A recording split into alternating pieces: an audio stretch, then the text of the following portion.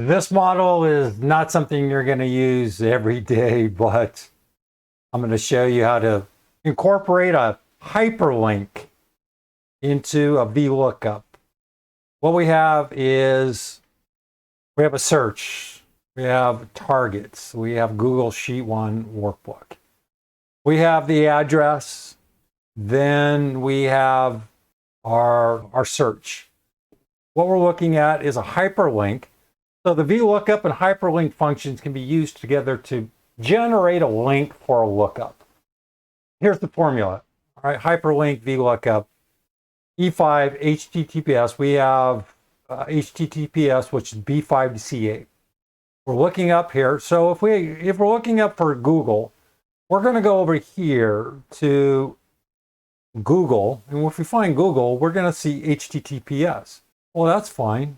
What good is that if we can't link to it immediately? Well, that's where the hyperlink comes into play. Because a hyperlink's going to put in the linkability, the clickability, if you will. That's it, really. If we remove the hyperlink, I'll show you. Remove the hyperlink, we're going to get this result. If we remove the hyperlink, this is what we're going to get. We're going to get this HTTPS. If you double click it, it doesn't do anything for you. It just shows you HTTPS. I'm just going to back up here, put it back in place. With the hyperlink, we can click to Google. We click this, it's going to take us to Google. Pretty magical. That's all we're doing.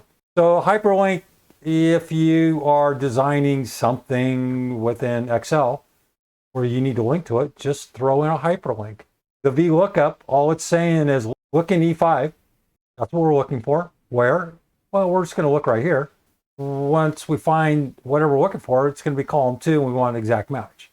Find Google, it's going to throw us this link. We're going to attach a hyperlink in front of it or within the lookup, the HTTPS. There you go. You got a link to Google or whatever you want. Brad Williams, Excel Prime.